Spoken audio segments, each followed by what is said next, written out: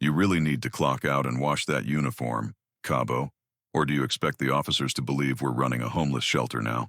Sergeant Davis, the reigning monarch of the supply depot at Joint Base Ramstein, didn't bother looking up from his requisition tablet. He wore his impeccably starched uniform with the self-satisfied air of a man who believed the logistical chain was the spiritual path to military superiority. His disdain, however, was reserved for the woman standing quietly across the counter, the one holding a mop that seemed heavier than her own silence, Cabo Volkov. Volkov's utility uniform was indeed stained, primarily with industrial floor cleaner and the grime of the last 3 weeks spent detailing the aircraft hangar bays, a job typically reserved for the lowest echelon of contractors, but which she accepted without complaint.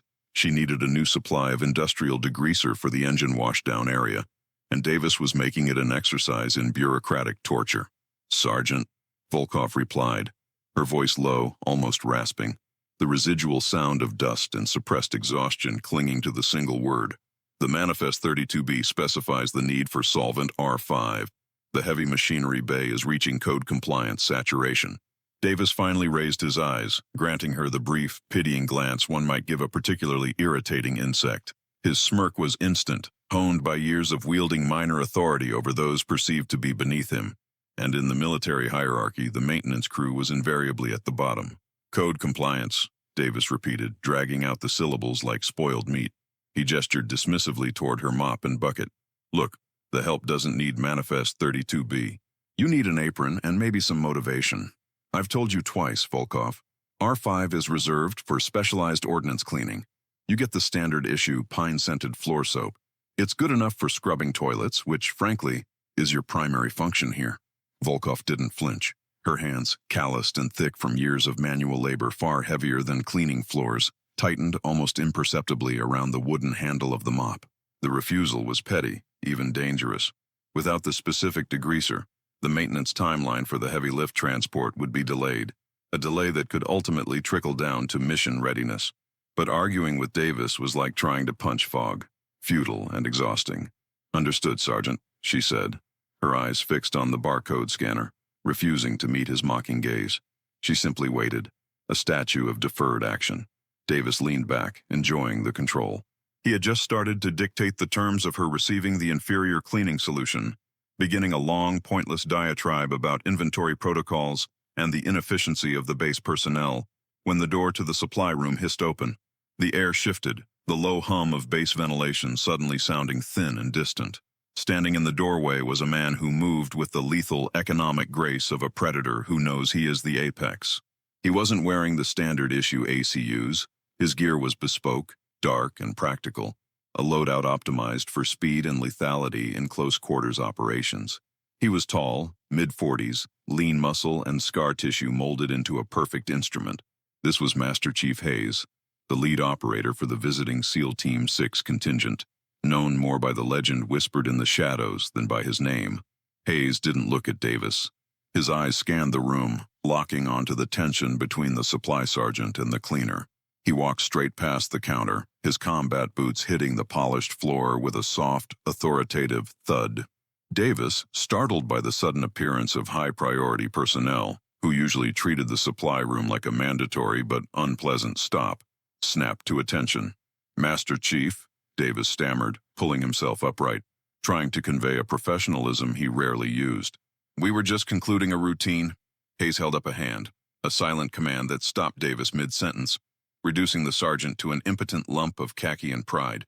Hayes still hadn't looked at Volkov directly, but he was standing slightly closer to her position, his back to Davis, a silent shield.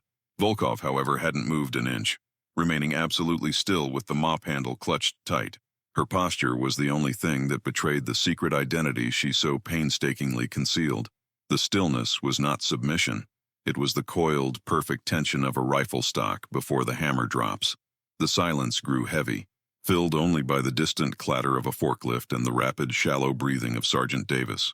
It was in that silence that the Master Chief slowly turned, finally facing Cabo Volkov, but his gaze went immediately past her tired eyes, past the grimy shoulders, settling instead on her left forearm. There, just beneath the rolled sleeve of her worn utility uniform, a faint mottled discoloration was visible. Not a tattoo of ink, but of scar tissue, meticulously placed to mimic the faded outline of a specific unit patch, visible only to those who had earned the right to read that particular brand of pain. Hayes's eyes narrowed fractionally. The subtle tension in Volkov's stance, the quiet dignity under insult, combined with that faded marker, triggered an immediate recognition, a specific, terrifying echo of a world Davis couldn't even imagine existed. Volkov felt the sudden weight of his assessment. The anonymity she had labored for years to build was dissolving under the gaze of a man who spoke the same silent language of survival she did. Her breath hitched, just a whisper of sound. Hayes didn't speak. Not yet. He simply stood there, an observer cataloging the disparity, the dirt, the mop, the exhaustion, and the silent, undeniable authority radiating from the humble cleaner. To understand the tectonic shift happening in that small supply room, one had to understand Cabo Volkov, not as the cleaner despised by Sergeant Davis, but as the ghost she had chosen to become, a ghost forged in the crucible of impossible demands and the sheer brutal mathematics of survival. The year was 2018. The location was Forward Operating Base Chapman, Afghanistan, specifically the remote, dust-choked outpost known locally as the Kiln. Cabo Volkov, then Specialist Volkov, was not a cleaner. She was the best long-range precision observer shooter the 75th Ranger Regiment had fielded in a decade. Her primary assignment, overwatch. Her weapon, the Barrett M107A1. The M107A1, often affectionately called the Light 50, was more than a rifle. It was a mobile, crew-served artillery piece disguised as a shoulder-fired weapon. Volkov treated it with a near-religious reverence, understanding that its capability defined the distance between life and death for the patrols she covered. She knew the weight of it, 30 pounds of cold, unforgiving steel and polymer, a weight she carried up jagged, unstable mountainsides daily. She knew the recoil impulse, a massive, concussive shove that hammered her shoulder, leaving a perpetual bruise that spread across her torso like a dark, violet map of her deployments. Volkov wasn't just a shooter. She was a walking ballistic computer. She didn't rely solely on the optics. She could read the atmospheric pressure shifts on her tongue, calculate the trajectory decay based on the rising heat mirage, and factor in the infinitesimal, yet crucial effects of the Coriolis force, the rotation of the Earth pulling the bullet off target over extreme distances. This required an intense, almost inhuman level of sustained concentration, maintaining a constant state of hypervigilant calm in environments designed to induce immediate panic. Her position atop Outpost 4, an exposed, crumbling stone structure nicknamed the Vulture's Nest, offered a commanding but terrifying view of the three main approaches into the valley. For 72 hours, she and her spotter, Sergeant Cole, had been maintaining continuous overwatch, sustained on stale ration bars and the relentless driving need to protect the logistical patrols below. The sun beat down with a malignancy that cooked the air, turning every breath into a rasping inhalation of hot dust. Volkov's eyes were glued to the scope of the M107A1, the Horus Vision reticle providing the calculated holdovers. The environment was sensory deprivation punctuated by the threat of violent catastrophe. Volkov, Cole muttered into the comms, his voice tight, strained by the oppressive heat and the proximity of danger. Patrol 3 is approaching the crossing point. They're running hot. They need to clear the saddle in the next 15. Volkov confirmed the telemetry. The crossing point, a narrow defile carved by a dry riverbed, was the definition of a textbook ambush location. She felt the familiar cold adrenaline flooding her system, the chemical cocktail that sharpened her focus to a razor's edge while simultaneously slowing her perception of time. She meticulously checked the seating of the 700-grain Raufoss Mk211 high-explosive incendiary rounds in the box magazine. Every millimeter counted. The proprietary trigger system, tuned to a 3-pound pull weight, was her absolute link to the chaos below. Wind is stabilizing at 11 knots, quartering left to right, Volkov whispered, reciting the data points not for Cole, but for her own internal confirmation.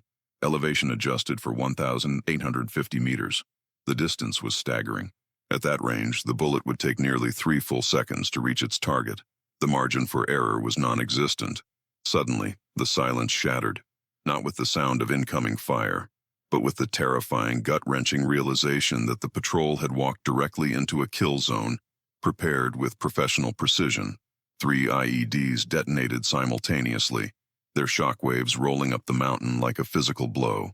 The comm system erupted into a cacophony of panicked shouts, static, and the undeniable sound of heavy machine gun fire.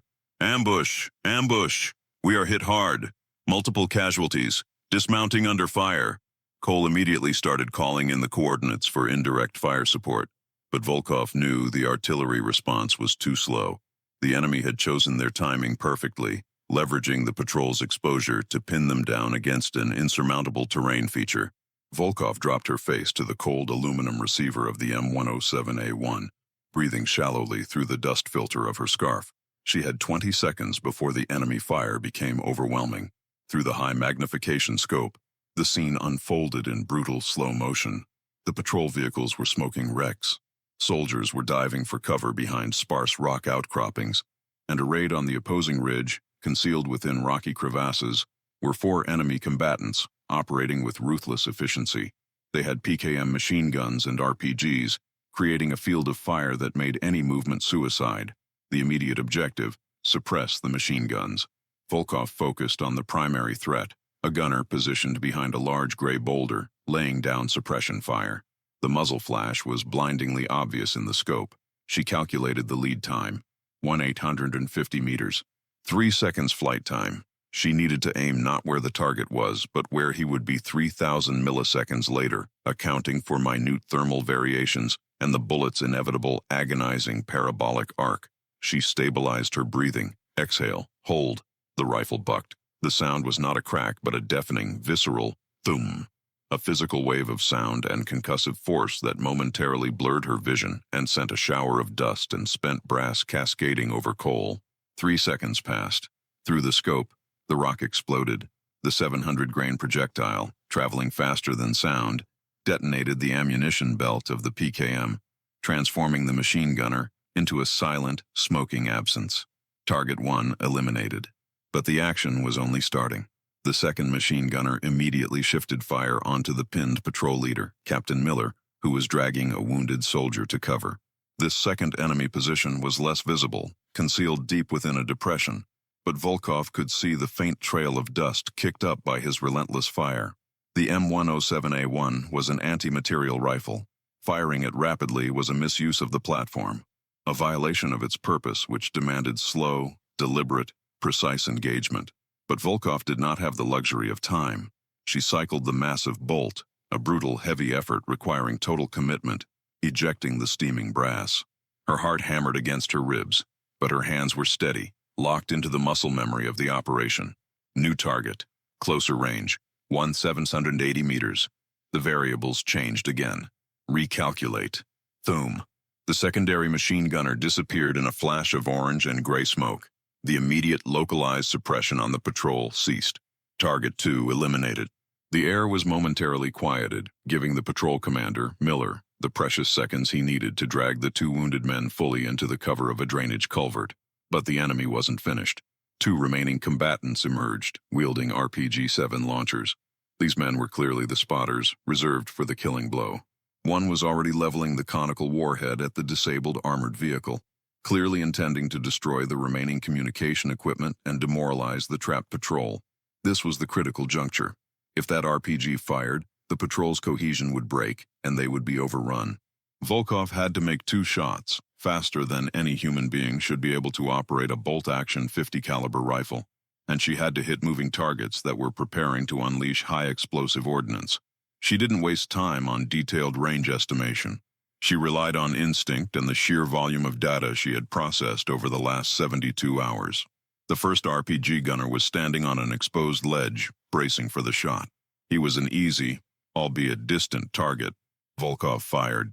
The proprietary trigger system, tuned to a 3-pound pull weight, broke cleanly, sending the projectile on its path. She didn't wait to observe the hit. The instantaneous noise of the M107A1's discharge masked the sound of the enemy's RPG detonating prematurely, the projectile striking the RPG warhead mid-flight, causing an immediate catastrophic explosion. Target 3 eliminated. RPG threat neutralized. She was already on the 4th target. The final combatant, startled by the 3 catastrophic failures, was turning, attempting to flee back into the cover of the ridgeline, his RPG still slung across his back. He was running diagonally away from her position, a difficult trajectory made exponentially harder by the vast distance. Cole, sweating profusely, yelled into the comms. "Volkov, he's retreating. You got eyes on him?" "I have him," she confirmed, her voice now completely devoid of inflection. A flat declaration of mechanical purpose. She had to lead the running target by nearly 4 body widths. This was less ballistics and more pure kinetic faith.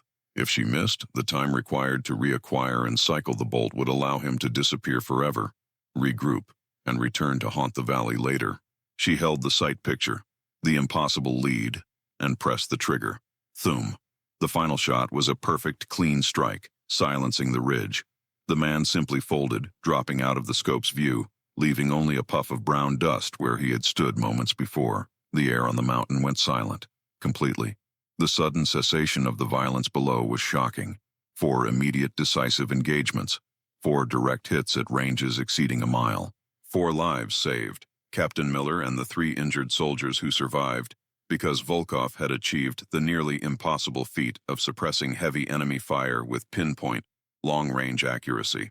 The silence lasted for 5 minutes, stretching into an eternity of pounding heartbeats and the metallic taste of adrenaline. Cole eventually broke the silence, his voice awestruck, cracking with the profound realization of what he had just witnessed. "Volkov, that was an artillery strike made by 1 rifle." When the dust settled and the quick reaction force finally extracted the patrol, Captain Miller approached Volkov's position, climbing the steep, treacherous path specifically to thank the sniper who had saved his team. He stood there, not speaking, simply looking at the sheer impossibility of the distance between his patrol and her perch. Volkov received the commendation that night, an official citation for valor under fire, directly leading to the award of the Medal of Valor, the highest military decoration for heroism outside of the Medal of Honor, recognizing an action that required extreme courage and skill far beyond the call of duty. But the accolades did not erase the horror. The extreme concentration required for those shots, the necessity of turning human beings into targets defined by a specific, calculated vector, had frayed the edges of her soul. She experienced the classic symptoms of combat fatigue, sleep deprivation, hypervigilance, and the psychological burden of having taken lives at such a clinical distance.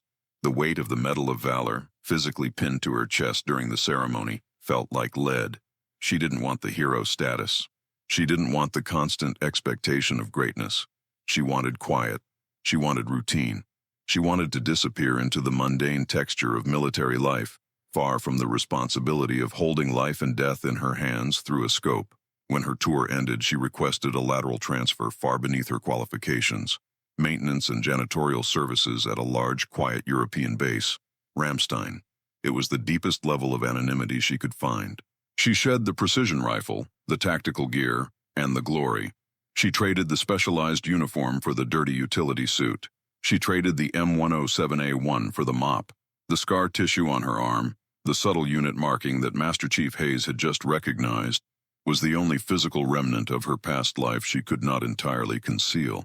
It was the only way she could still feel the weight of those 4 shots, a ghost image of the warrior she once was, hidden beneath the uniform of the cleaner. Back in the supply depot at Joint Base Ramstein, the silence stretched, catalyzed by Master Chief Hayes' intervention. Sergeant Davis, flustered by the Master Chief's silent disdain, attempted to reassert his control. "Master Chief, with all due respect, I was just explaining inventory protocols to the maintenance staff. This woman needs to realize that operational logistics dictate we cannot issue specialized chemical solvents to non-critical personnel." Hayes finally moved. He turned his head slowly, fixing Davis with a gaze so cold, so utterly devoid of warmth or recognition, that Davis felt a chill despite the humid air. Hayes didn't acknowledge the sergeant's title or rank. He spoke in a measured, low tone that carried the unmistakable authority of deep experience. "Non-critical personnel, Sergeant." Hayes' voice was the sound of gravel grinding under pressure. He took a single, deliberate step toward Cabo Volkov. He looked directly at Volkov's forearm, then back up to her tired, defensive eyes. "Cabo Volkov, Maintenance, Ramstein," Hayes stated, reading her visible name tape. Then he recited, his voice gaining resonance, each word a hammer blow against Davis's arrogance. "Previous assignment, 75th Ranger Regiment, precision shooter, designated marksman instructor. Davis scoffed, attempting to maintain his facade. Sir, I don't care if she was a water boy for the Army football team. She's maintenance now. Hayes ignored him entirely, his focus still locked on Volkov, reading the history written not on her current uniform, but etched into her presence. Fob Chapman 2018, Outpost 4, The Vulture's Nest.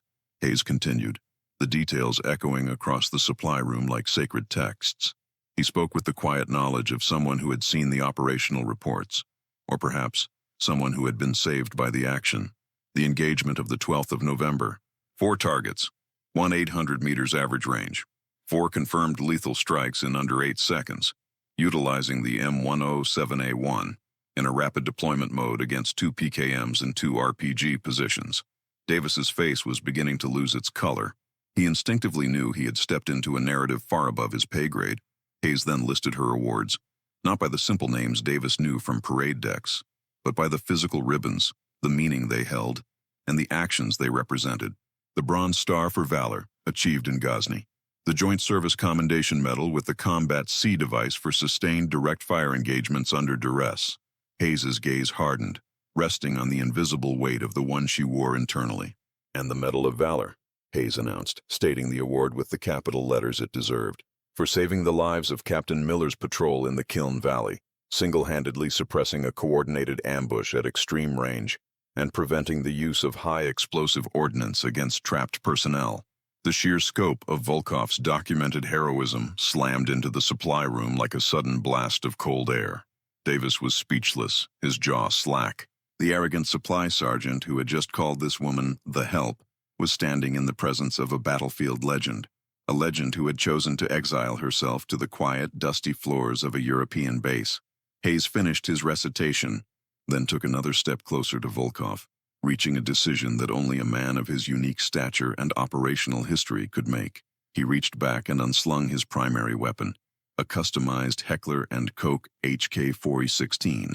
The HK-416 was the backbone of Tier 1 operations, a gas piston-driven weapon known for its reliability and precision. This specific rifle was Hayes's lifeblood, a meticulously maintained instrument of his trade. It was adorned with custom optics, a suppressor the size of a soda can, and a trigger housing tuned to perfection. To an elite operator, the primary weapon is an extension of the soul, a sacred object that is never, under any circumstances, casually handled by non-combatants. Hayes held the rifle out, buttstock first, toward Cabo Volkov, the janitor with the mop. The action was slow, deliberate, unfolding in a profound, suspended moment. The Master Chief was offering his tool, his safeguard, his very means of existence, to the former sniper. Volkov instinctively stiffened. This was the ultimate gesture of respect, a recognition of shared capability, and a profound acknowledgement of the true nature of her sacrifice. Cabo Volkov, Hayes stated, his eyes now conveying a deep, mutual understanding, devoid of pity, full of honor. You have earned the right to hold the best the world can offer. He placed the weapon into her hands. The cold, precise weight of the HK-416 was instantaneous, a shock to Volkov's system. It was the weight of responsibility, the weight of lethal potential, the familiar, comforting weight of purpose that she had suppressed for so long. She looked down at the rifle in her hands, her thick, calloused fingers that had spent the last 3 years clutching a mop handle, now resting naturally on the ergonomic grip of a $40,000 combat instrument. Hayes didn't ask her to clear the weapon or check the safety. He simply trusted her. Volkov met Hayes's gaze, her own eyes momentarily flashing with the deep, quiet intensity that had enabled her to see targets a mile away. She nodded once, a gesture that spanned the distance between a simple cleaner and a decorated war hero. The acknowledgement was complete.